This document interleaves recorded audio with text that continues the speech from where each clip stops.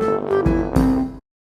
loves, this is Natalie, spelled Natalee. Welcome back to my space. This video is going to be for Pisces, Sun, Moon, Rising, Venus, Mars, 12th house stelliums, and otherwise for your week ahead. And for cross watchers who are cross watching for their Pisces, this is what's going on this week. So guys, this is going to be a big week. Happy birthday to any Pisces that are having birthdays this week. It's a big week. I'm going to incorporate the astrology of this week in case you're watching this in real time. And if not, this is the energies that are infused in this video recorded reading. Okay, loves. So the biggest, oh God, is it even possible to choose like the biggest event happening? Your 3rd, 7th, and 11th houses are being activated, Pisces. So you're very likely going to give or receive very surprising news. Okay, from your friends, your clubs you belong to or run, your associations, your groups, your community with that 11th house information and with that 3rd house activity and information as well. Okay, and we have that because we have Mars conjunct Jupiter and Pluto this week in Capricorn, which is your 11th house. And then we have Venus conjunct Taurus. Where is this? Hold on, give me a second here. Venus conjunct Taurus. Now, as I'm recording this, and when this goes up on the internet, over the 8th and 9th, Sunday and Monday, Venus conjunct Uranus and Taurus, which is like the zinga. It's like the whatcha, you know. And then we have, of course, we have Mercury going direct Tuesday, March 10th at 28 degrees Aquarius, before it enters Pisces next week, before it enters your sign next week. Okay, so we're wrapping up that Mercury retrograde energy, sort of. We have until the end of March to get out of its shadow period. So Pisces, that's what I'm getting for you. I'm getting this grand trine of Earth energy that something's coming from the past and sort of solidifying. And I feel like it's a relationship for some of you. Okay, here's an interesting thing.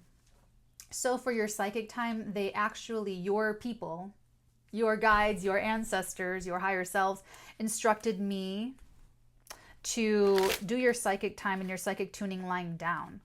And I never do that. I always sit up. I'm always sitting up. I have like a whole ritual thing for my psychic stuff.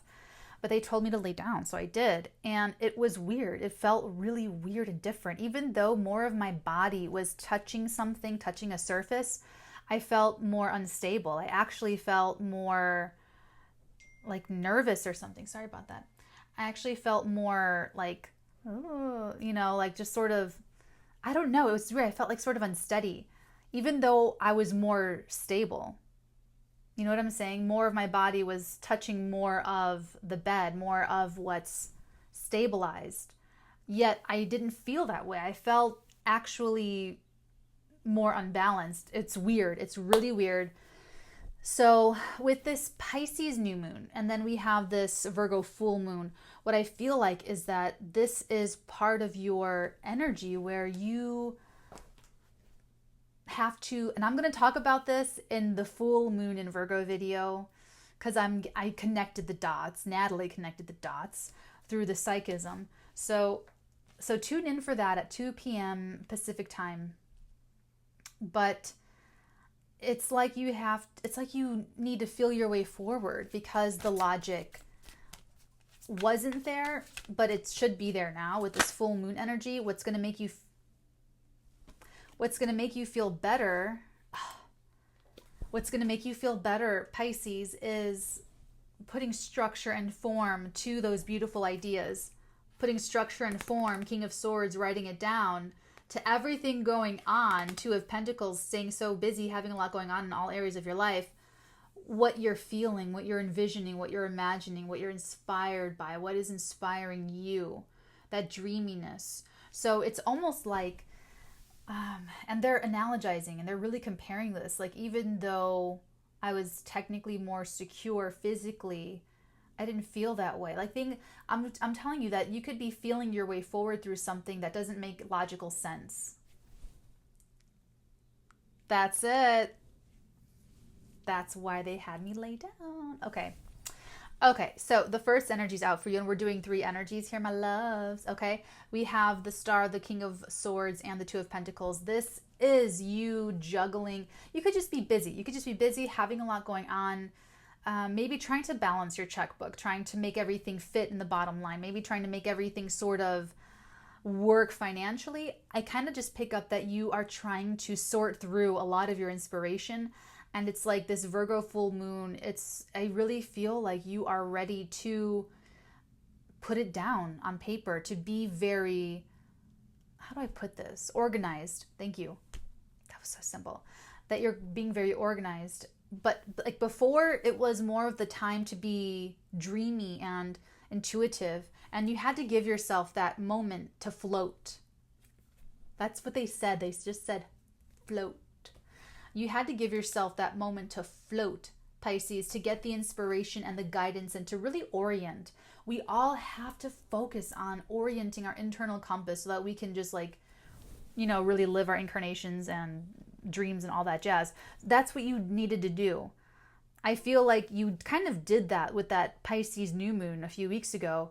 And over that time, it's been becoming more and more solidified. Like you're moving more and more towards this Virgoan full moon energy where you encompass that other part of yourself, where you're using those energies of yourself. So all of our opposite signs have the qualities that we lack, that we have to incorporate to be more balanced. So this is really perfect for you, Pisces, having this full moon in your 7th house, in the house of Virgo, because that's exactly what you're doing. This in the 5D, let's say, this is 5D coming down into the mental realm. Look at this.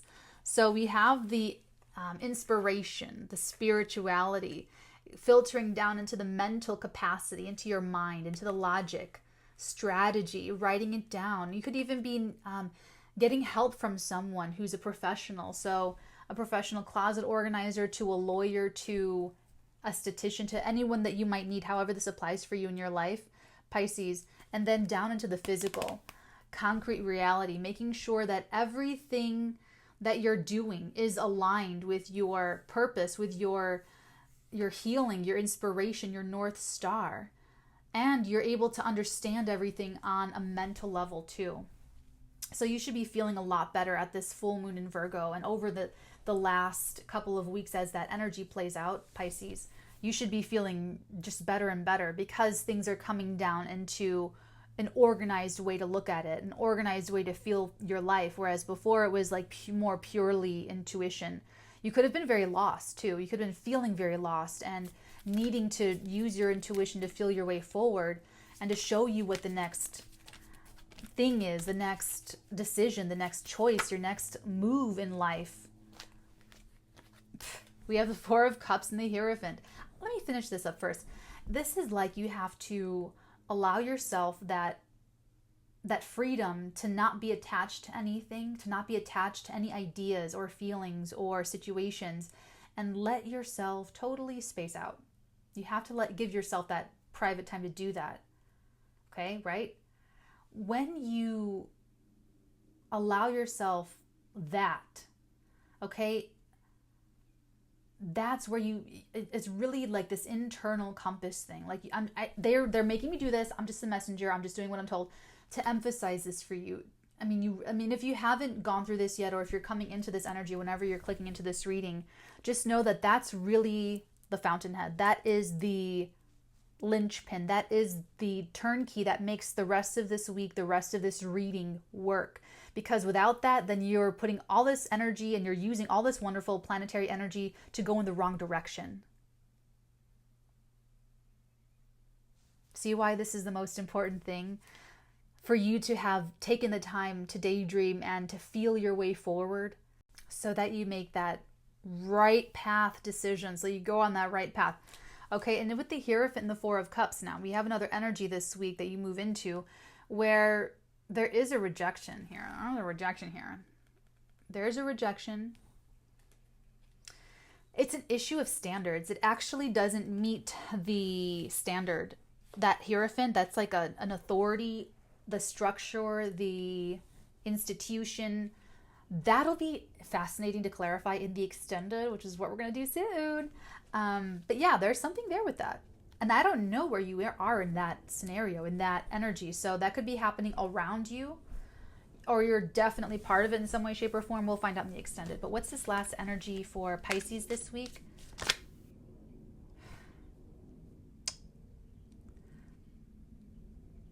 Capricorn 2, Pisces, Capricorn 2. Look at that Fool energy. It's just the Fool, the Wheel of Fortune, and the Page of Pentacles. Holy moly, Masacholi. You and Cappy's got something going on. I'm just kidding. You might want to take a look at Cappy's reading. It might apply. It might apply. I'm not too... Actually, it might apply because Cappy's got the Star, the Wheel of Fortune, and the Fool as well. If you have, Capricorn's really big in your chart this week with that 11th house activity. It could be through Capricorn friends, Capricorn affinities, Capricorn affiliations, or the issue of, or the energy of that authority, right? Okay. So this third energy, this last energy, there's going to be a turn of events for you. And it's going to take you in a new direction. You're going to be a novice. You're going to be in a position of learning. You are like the Fool starting on this new journey. And it looks like you had to organize yourself. You had to orient yourself. It's almost like the universe was waiting for you to orient your compass correctly before setting you on the path, which is what this is looking like. It looks like you're being set on the path. You're getting a start. It's almost like a kit. For some reason with his wallet, they're telling me that this is almost like a kit, like a starter kit, or like, I feel like you're starting with something, like you get a starting bonus, or you get an outline or a game plan, or there's something there with that, especially with this Page of Pentacles, Pisces. Yeah, we're going to get more into this. There's definitely a lot more to uncover here because there's definite holes in this story, and I'm going to fill it up. So if this is resonating for you, my dear Pisces, feel free to join me on the flip side. And if it's not, my loves, and if this was Scooby Snacks or pure television for you, make sure to check in next week for your next Pisces reading, and I will see you there. Take care, loves. And if you need a personal reading with me, if you'd like to hear me talk to you about your life and ask me questions and get the answers in astrology, psychism, and tarot, you can book me at theartigan.com/shop. Otherwise, Pisces, I'll see you next week. Bye. The time, the space, the place, the opportunity, you just didn't get what you needed to be floating.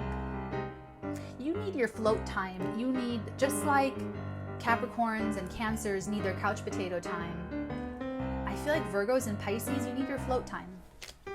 Made financial sense, but not spiritual sense, or something that made spiritual sense, but wasn't practical. And you went down that path and you thought that it was like divine, and it wasn't. It could have been like that. This is now coming into balance. Like now you can break so something's going to break through is what I'm getting. And it was held back because